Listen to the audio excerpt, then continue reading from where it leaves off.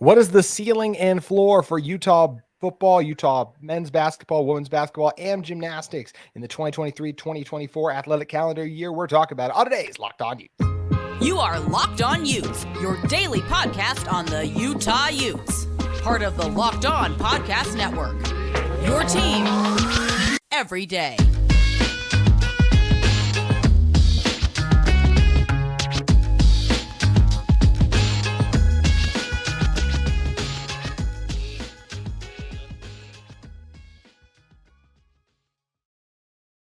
Hello, everyone, and thank you for making Locked On Utes your first listen every single day. We are available on all platforms, including YouTube and wherever you get your podcasts. My name is JT Wistrcill, former intern inside the University of Utah Athletic Department. If this is your first time joining our show, make sure you guys like and subscribe. We'd love to interact with you guys in the comments. You can follow me at social media at JT Wistrcill or our show at Locked On Utes. On today's show, we're talking about the ceiling and floor for some of Utah Athletics' most prominent programs. And in order to help us do that is the host of the Runnin Hoops podcast, Andrew, thank you for it's Crowley, right?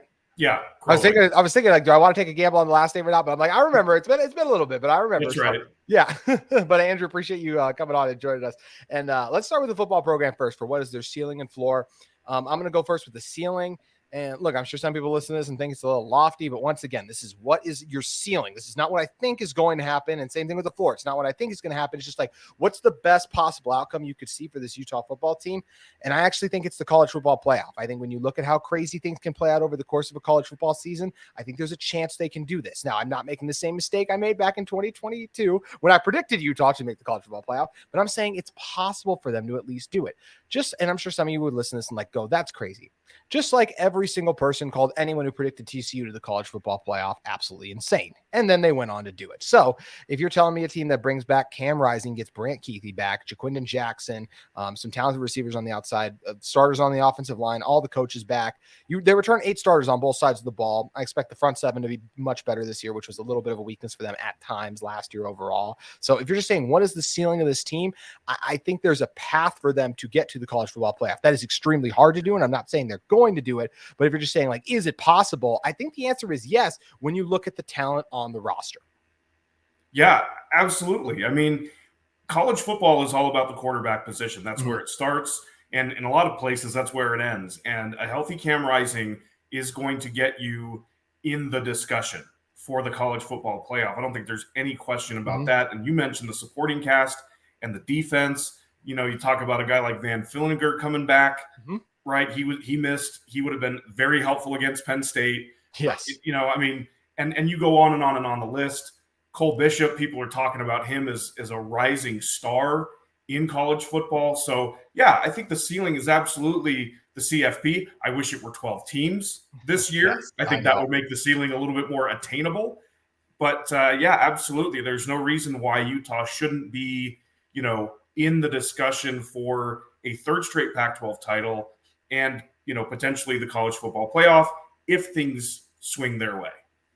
Yeah, and look, the schedule's tough, and that's going to affect what the floor is going to be that we'll touch on in a moment. But as you just mentioned, like it is driven by the quarterback position, and Cam Rising is not, for the lack of a better word, the sexiest thrower of the football, right? Caleb Williams, Michael Penix, Bo Nix, all those guys, looks a little better coming out of their hands, right? But Cam Rising is so dang effective. I mean, he constantly keeps the chains moving. Think about the USC game. He's capable of having those performances where he goes toe for toe against the Caleb Williams of the world and some of the top quarterbacks in college football. He's proven of stepping up on those big stages, and he's going to have an opportunity to do so too. And I think he had some road struggles last year against some of the best teams in the Pac-12. I look back to his games against Oregon and UCLA in particular, just not his best. The Oregon one more so related to injury than anything else, though. And I think he's going to be motivated and ready to go. Just when you have this amount of returning talent with championship pedigree in terms of Pac-12 championship, they're going to have a chance. And it's going to be very hard because in order to do it, they would basically only have to lose one game and win the conference championship. And then outside of that, it would just be insanity. But even that, I mean, the two-loss team has never made the college football playoff. So it's going to take a Herculean effort. But I'm not going to say it's impossible. So therefore, I'm going to say that's what their ceiling is. Now, when we're talking about what their floor is, look, you could do like one with injuries, right? If they get injuries, they'll probably finish somewhere around 6-6, just because of how valuable a Cam Rising and some of the other pieces on this team could be. That's the scenario. But without injuries, I think 8-5 is what I look at. I see 4 legitimate like reasons that there could be 4 conference losses, and I don't see any world where they're not bowl eligible. This team's too good. There's wins all over the schedule, even if they get have some guys missing. There's no reason to me they wouldn't be bowl eligible. And then when you get bowl eligible, obviously you play a decent team. So that's where I have the 5th loss coming in. I have that loss coming via bowl fashion. But I definitely think that this Utah football team is capable, as we said, going to the college football playoff. But when you talk about without injuries, if you're telling me to find 4 losses on Utah's schedule, unfortunately, it's actually not that hard to do when you talk about Florida. I think they'll beat Florida week 1. They should beat Florida. Florida's not a bad team. Going to Baylor, that's pretty tough. Even the home games, UCLA coming in. Look, I don't think they'll be great this season, but they're still going to present a challenge with Chip Kelly, a well-coached team, and what they're able to do. Look at Oregon coming in. That could be the team's first home loss in a long time. Sleeper teams like Arizona or Colorado playing their best football at the end of the season. Once again, not predicting these losses to happen, but saying they're possible. And that's without even mentioning the toughest games on their schedule, in my opinion, going to Oregon State, to USC, and to Washington. So to me, Andrew, that's why I have this with their floor at 8-5, because it's not that hard to find losses on one of what is going to be one of the most grueling schedules in college football, especially when you factor in those 2 non-conference games on top of a loaded Pac-12 slate. Yeah, it's really interesting when you think back in Utah football history, right? And how they've gotten to where they are with the back-to-back Pac-12 championships. Mm-hmm. Like, it took a lot for them to actually break through and get to that Pac-12 championship game, then break through and win it. And when you look at all of the teams that are challenging them, USC, yes, they played them last year. Yes, they went in the COVID season. Take them out of it. Oregon, Washington, Oregon State. It's a group of teams that haven't had that breakthrough moment. And when that pressure heats up, you're going to find out what kind of teams each of these other challengers have, and what kind of quarterback you've got with Michael Penix and Bo Nix and even Caleb Williams. I think you're right on the money at that 8, even 9 win, total in terms of Utah's floor, right? Again, barring injuries. Yeah. They've got too much experience coming back. Kyle has got this thing rolling. It would be completely out of character for a Kyle Whittingham team to just fall apart with all of these expectations, given that they've been there before. Yeah, it would be something very strange and unlike them, because you mentioned the history. I mean, we're coming off back-to-back 10-4 seasons. Take out the COVID year, because obviously that was very strange. Before that, 11-3, 9-5. If they only won 8 games, it'd be their least since 2017. And in general, they've only had 1 season outside of the COVID year in which they failed to win 9 games. And that was back in 2017 when they went 7-6. And outside of that, then you're getting back to like the early goings of entering the Pac-12, which is exactly what you just discussed. Taking the time to build yourself up to get to that point overall. So it should be a very good season for Utah football. They're going to have some signature wins. They're more than likely going to have some losses that will prevent them from making the college football playoff. So that's where more than likely they're going to land somewhere in the middle of this. They could easily repeat as Pac-12 champions, in my opinion. They could also easily just miss out on it because they suffered 3 conference losses on a loaded schedule, and then could go on to win a bowl game as well. So that's what's going to be interesting to monitor and see how it plays out for Utah football. But they are just one of 3 teams we're going to be talking about the ceiling and floor of. We're hitting both the men's and women's basketball programs in 1 second. But first, I want to tell you guys a little bit more about our friends at FanDuel Sportsbook. Take your first swing at betting MLB on FanDuel and get 10 times your first bet amount in bonus bets up to $200. That's right. Just bet $20 and you'll land $200 in bonus bets, win or lose. That's $200 you can spend betting everything from the money line to the over-under to who you think is going to hit the first home run. All an app that's safe, secure, and super easy to use. Plus, when you win, you can get paid instantly. There's no better place to bet on MLB action than FanDuel, America's #1 sportsbook. So sign up today and visit FanDuel.com/lockedon. That's all caps, no spaces, locked on to get up to $200 in bonus bets. That's FanDuel.com/lockedon. FanDuel, an official partner of Major League Baseball.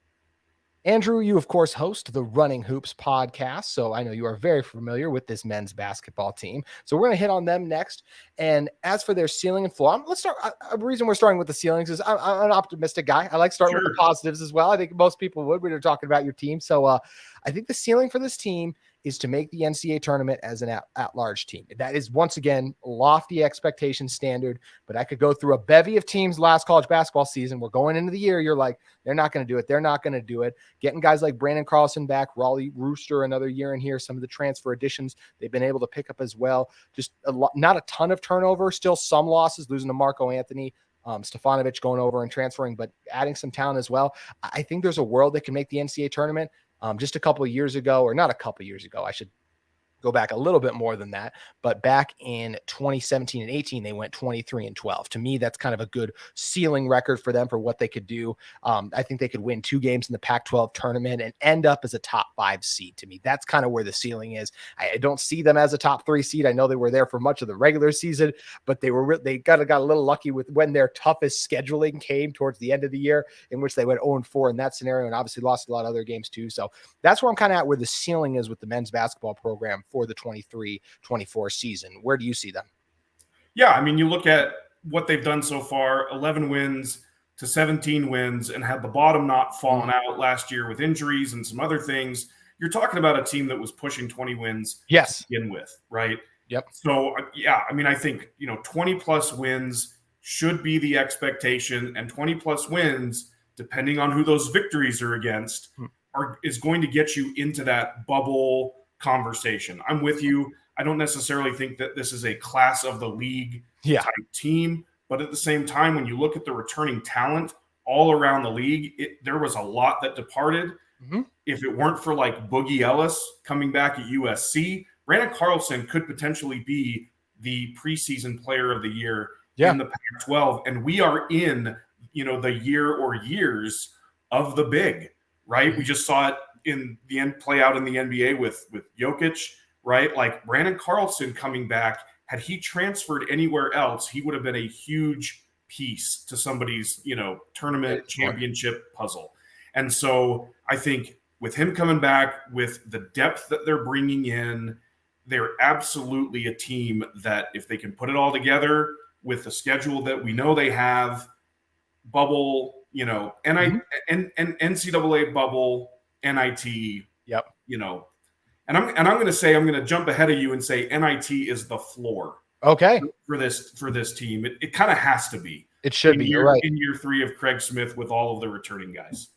Unfortunately, I do have the floor for them missing the NIT. I could see it happen. Yeah. I could see, and maybe this is because where the injury plays into things, right? That's just something that comes. College basketball season is really long. I mean, it's crazy to look back to the Utah team that beat Arizona in December, and then you get to the end of February, and they're, I said, limping to the finish line because of some of those injuries. Just a lot of things can happen, things can change and play out. But I mean, assuming health, I'm with you though. I would be surprised, assuming health, that they missed out on the NIT. Just with a Brandon Carlson back, he should be one of the premier players in the pack. Year 3 for Craig Smith as well. They've seen a steady increase each year. That's what they should be. I did have kind of 15-17 as my floor record. Just kind of like some of those games just don't go your way. Maybe a couple upsets early on as you're still trying to figure some things out with trying to maybe work a Davion Smith in, figure out what Will Exact's new role on this team is going to be. Kaba. I mean, you're going to be playing. There's a lot of big guys on this team right now with Lawson Lover and transferring. You got Kaba as well, Brandon Carlson and Ben, of course, too. So there's just some things I'm curious to see how they're going to fit overall. And unfortunately, the other thing I had in here, Andrew, is I do think there's a world where they get upset again in the first round of the Pac-12 tournament, which I think if you're going 3 years now and Craig Smith hasn't gotten one, I think that's another disappointing thing.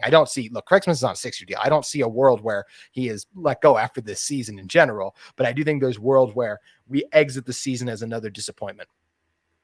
Yeah, I mean, history would tell you that, right? Mm-hmm. Like, the back-to-back, I mean, not back-to-back, but, sort of back-to-back losses to Stanford last year, where Stanford really took it to them. They outmuscled them. They just really outclassed them in both of those games. And, some of the other losses that were close that Utah just couldn't finish out. Like, you still have to be able to do that in these games and in your tough non-conference schedule games against, BYU, the teams they'll play in the Charleston Classic, right? Like there's a lot of opportunities, and they're going to have to take advantage of those. Otherwise, I think you're absolutely right. The problem is there's enough talent in this league that anybody can beat anybody. But last year, those sort of lower performing teams didn't perform in the non-conference, right? So you have a Colorado who's very good, very talented. They go out and lose to Grambling, but they beat Tennessee. I mean, it's just kind of a wild that way.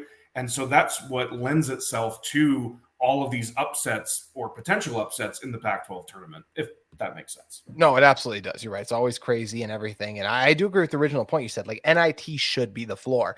But unfortunately, just based on what we've seen play out, I think there's definitely a world where they can unfortunately do worse than that. But I still think that they're trending in the right direction. Also, shout out and congrats to Trammell. I'm blanking on his last name right now, but who was just Barnes. Thank you. Who was just elevated to one of the assistant coaches positions. So congrats to him as well, coming off of that. But of course, the men's basketball team isn't the only basketball team up on the hill. And the next one has quite the ceiling, Andrew. And I think it's one you'll agree with for the women's basketball team. I mean, I think it's win a national championship. I mean, it sounds crazy when you say it, but when you look at the talent they're bringing back, they're going to start the preseason as a top 5 ranked team. And any team ranked in the top 5 for preseason for college basketball has a chance to win a national championship. Alyssa Peely, Jenna Johnson, Gianna Neepkins.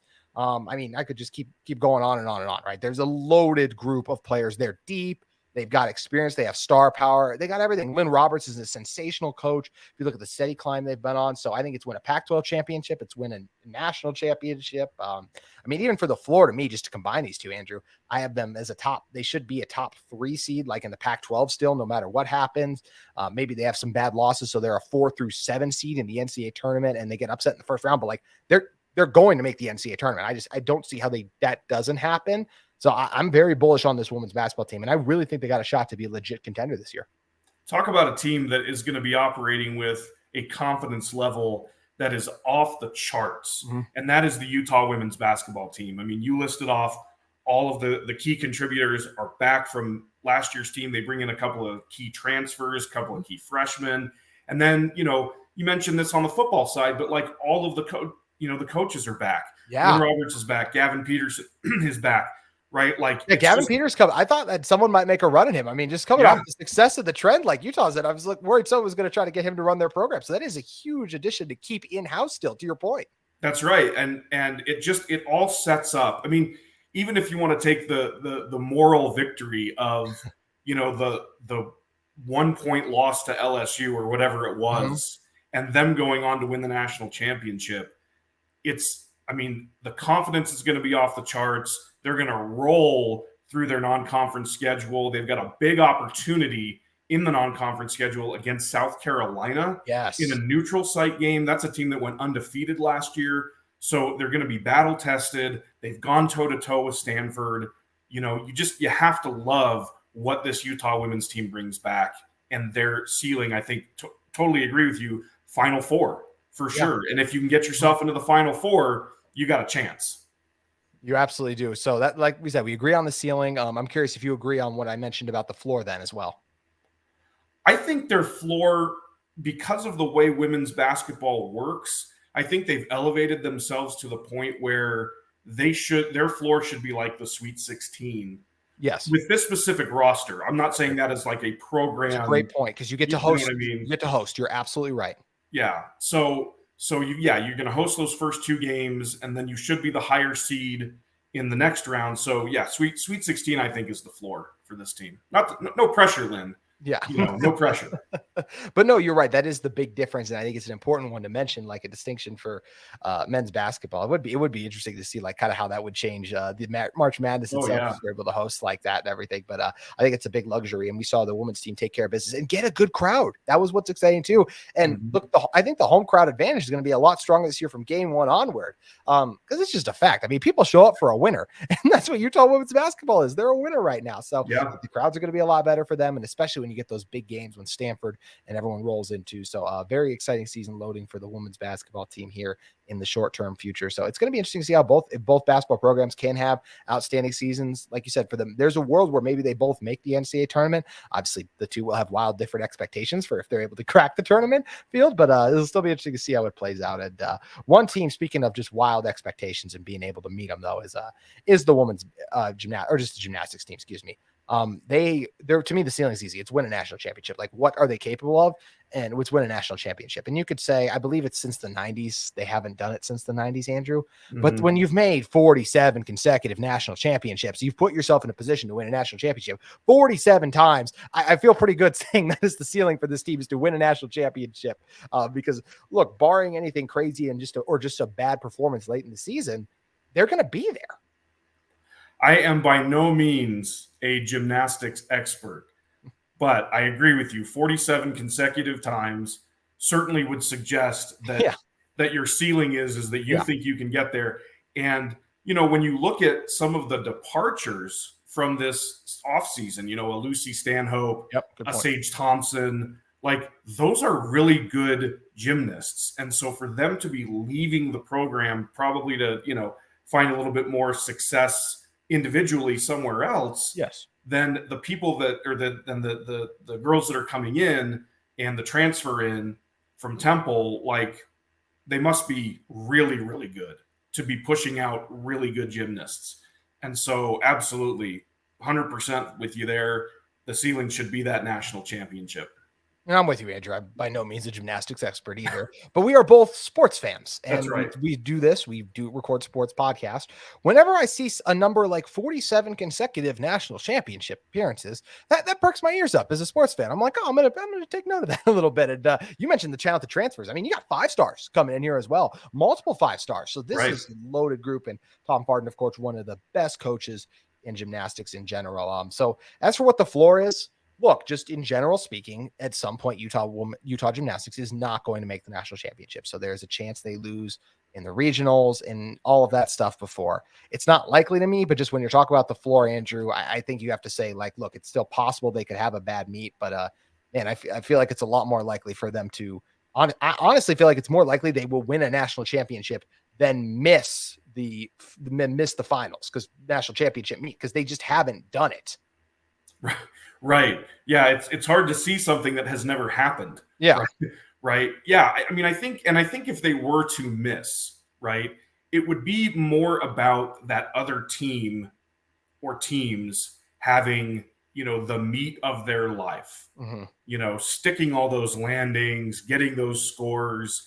We know how Utah fans feel about the scoring often in the gymnastics meets, but I think that's what it would be, right? To take out a team like Utah, you've got to be on, you've got to have your best performance.